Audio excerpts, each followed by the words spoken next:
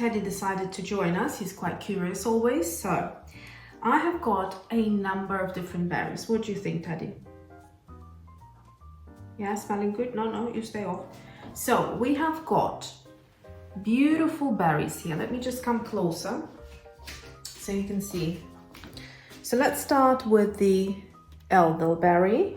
Looks like kind of large black caviar. Really sort of cute little berries. Then we have got, let's do this one, hawthorn. And generally in UK you get them quite small, like these berries, but then I managed to find also some trees and shrubs that have bigger berries as well. Then we have viburnum, and this one smells, even in the frozen state, when you take it out of the bag, it just has this really distinct smell. And if you never tried this berry before, if you're new to it, you might possibly not find it pleasant, but this is a berry that I grew up with. It's like the national berry. It's super good for you. And finally, I've got rosehip. So these are very good. I just found these the other weekend and I got a nice bag full. Very large, very kind of plump. You pick them when they are nice and hard, not when they're slushy. So before you start picking different random berries on your walks, you need to really educate yourself. So before we talk a little bit more about these berries, I do not urge you by any means to start picking random berries on your walks, just because some of those berries can be slightly toxic. Some of the seeds can be toxic, but the flesh can be okay. Some of the berries can be eaten raw, versus other berries have to be prepared, either heated in a certain way or frozen beforehand, things like that. Another thing to consider is that every berry looks slightly different in every kind of country. For example, the hawthorn. In Ukraine, you get these berries really large, almost like the cranberries that you get here in UK. It took me a little while to understand that these ones are the same berry. So educate yourself. There are loads of books you can purchase on that subject matter. There are loads of online forums, there are websites that help you to identify the right berry through the characteristics of the leaves, the colors, the shapes, etc. So when you start walking and you have different trees or shrubs with berries, do pay attention. I would never randomly pick a berry that I don't know of. I think they're easy to identify, and so I stick to them. I'm not like experimenting with other berries that might be toxic, just not for humans to consume, whether they're cooked or not. So just kind of educate yourself on the key berries that are safe, and then also take time to kind of study that subject matter. So these berries are generally really good for you. They're high in vitamins. The hawthorn, if you read about it, it's kind of a really essential berry for heart health.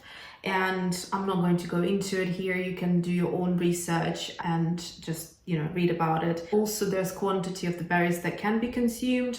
Hawthorn is a berry that cannot be consumed in large amounts. And another thing I wanted to tell you, with the hawthorn, you don't eat the seed. You just eat the skin and the flesh, which is quite pleasant and sweet. But what I did was I ate it together with this pip. Like at the end, it looks like, the rose hip, it has these sort of spiky bits. I didn't think much of it, especially with the small ones. They're not as pronounced, but they are quite hard.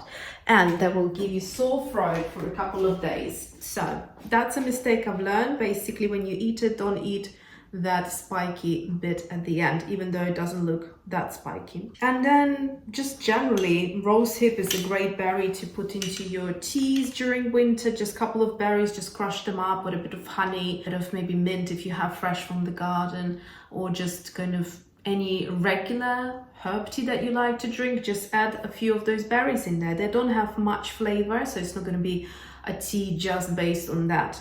But they will add the vitamins, they will add mild flavor. So that's what I would use the rosehip for. The viburnum, that's like a whole different thing. It's super high in vitamins and very good for you, for your immune system, and it's lovely. It's got a slight kind of sweet bitter flavor, so you will need a little bit of honey to sweeten it, and again, great in teas. There are also other recipes that you can make.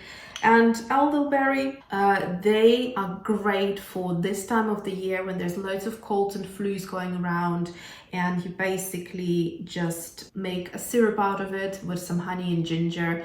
And some recipes have a variety of other spices that you can add, like cinnamon bark or cloves, and yeah, just kind of look around what you can find. But basically, this is a much more affordable way to make your own syrup for this time of the year. Here in UK, there is a product which is quite small, a small little bottle made with these berries, and it's extremely expensive for the amount that you get, because you're supposed to take a couple of spoons a day, and then if you have a family of 3, you go through that bottle just pretty much within a few days, and that's not gonna get you anywhere. So this is a great way to pick them. Now, these I have picked already end of August, beginning of September, so you need to watch out.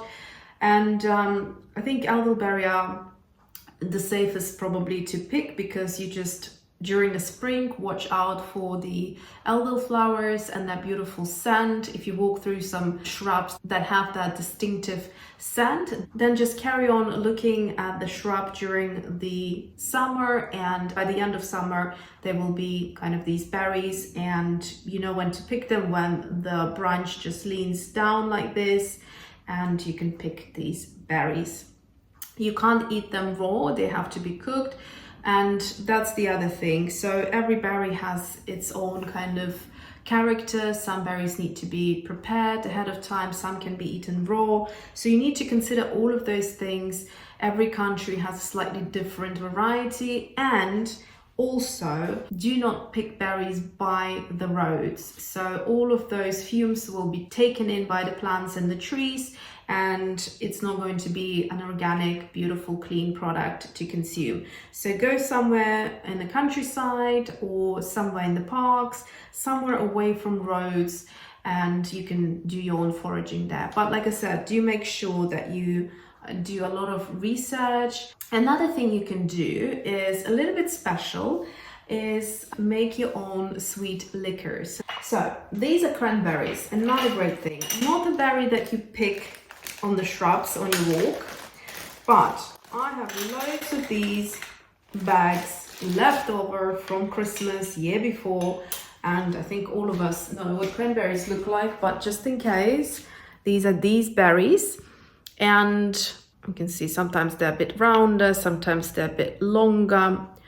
but basically what you can do with the leftovers is something very delicious, and something that you can kind of give to your friends for the Christmas time, or consume yourself, or when you throw dinner parties or cocktail parties. This is a nice little treat. So for about a pack of cranberries, which is what, around 300 grams, you will need around the same amount of honey, maybe less, just around like maybe 250 grams of honey.